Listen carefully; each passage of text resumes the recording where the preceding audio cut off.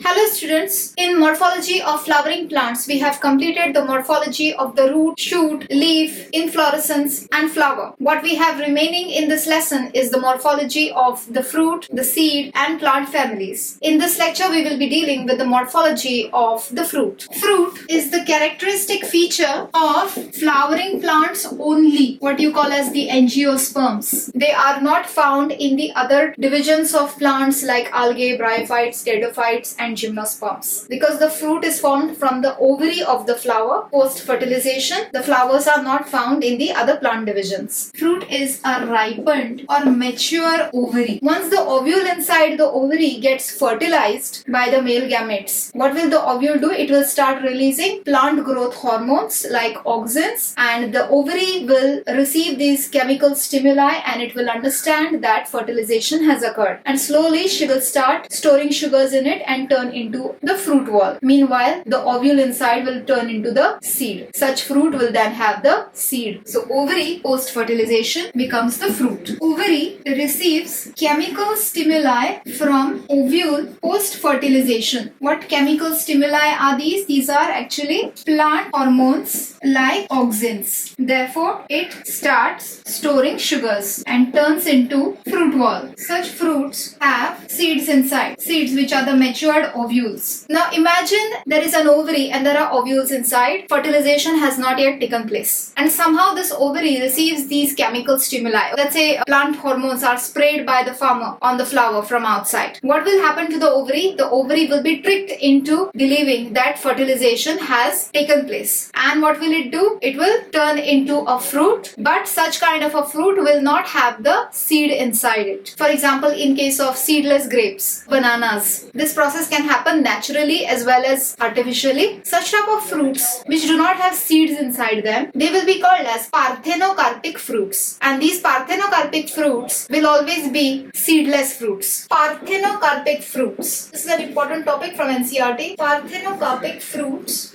Fruits formed from ovary without fertilization. Partheno means no fertilization. Such fruits are going to be seedless fruits. Next point. The fruit wall, which is formed from the ovary, is known as pericarp.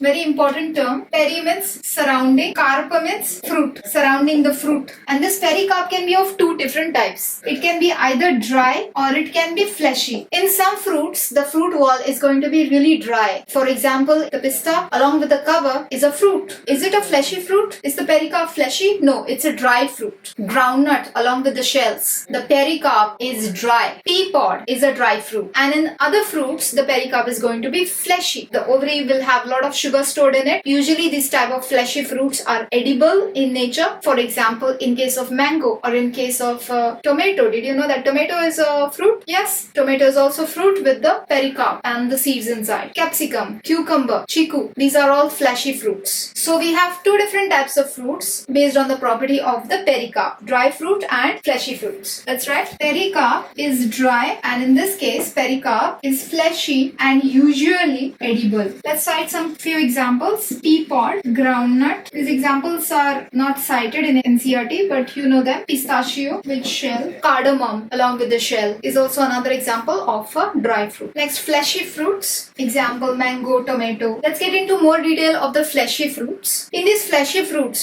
this pericarp is divisible into three distinct layers. Outer, middle and the innermost layer. And then there will be the seeds. Either one seed or many seeds. Pericarp is divisible into three layers in case of fleshy fruits. Outer layer is known as the epicarp, middle layer is known as mesocarp and the inner layer is known as endocarp in case of fleshy fruits. Such kind of division will not be found in case of the dry fruits. The fleshy fruits are going to be of different types on the basis of the characteristic features of these three different layers of the pericarp. For example, in some fruits there will be epicarp forming the skin, the mesocarp will be fleshy and the endocarp may be very very stony, as in case of mango. The endocarp is the hard, stony thing inside. Even in case of a fruit like cherry. In other types of fleshy fruits, the properties of epicarp, mesocarp and endocarp will be different. For example, in capsicum, the endocarp is not stony, it is very membranous. And likewise, the properties of these three layers will be different in different types of fruits. And accordingly, fleshy fruits are of different types. And we are going to study one such type only of the fleshy fruit, which is called the drupe. Drupes are fleshy fruits in which the endocarp is hard and stony. Let's talk about drupes. Drupe is a type of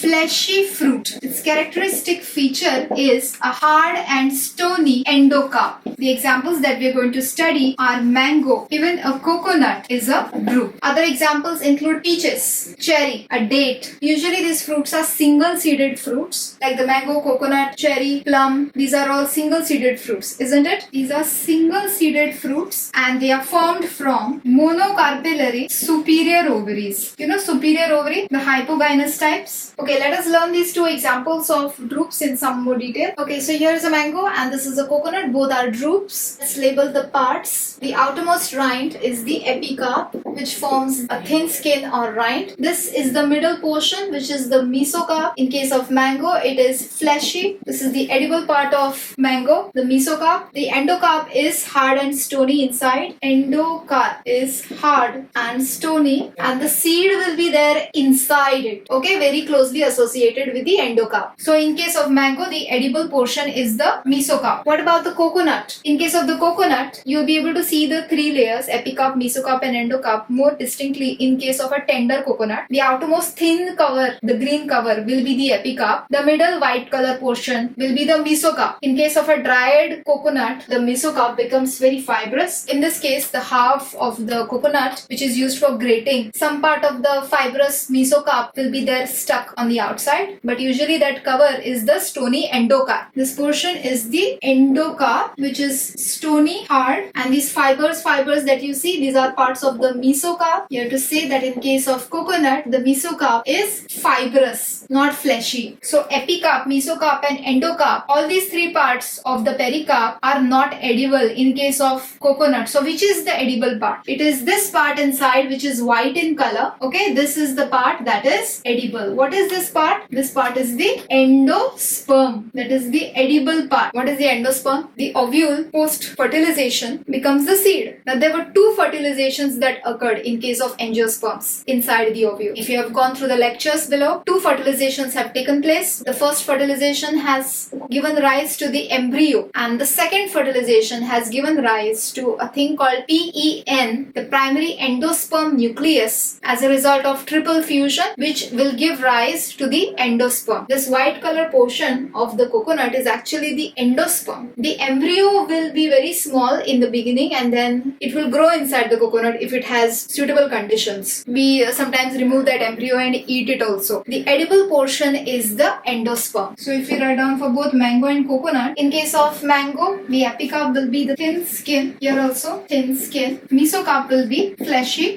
In case of coconut, the mesocarp is going to be fibrous. Endocarp in case of mango is going to be stony, hard. Here also stony, hard. Edible part in case of mango will be the mesocarp, and in case of coconut is going to be endosperm, not endocarp, because ploidy is going to be 3N. So this was all from the morphology of the fruit. In the next lecture, we will do the morphology of the seed. In the name of Lord Mahadev, please subscribe.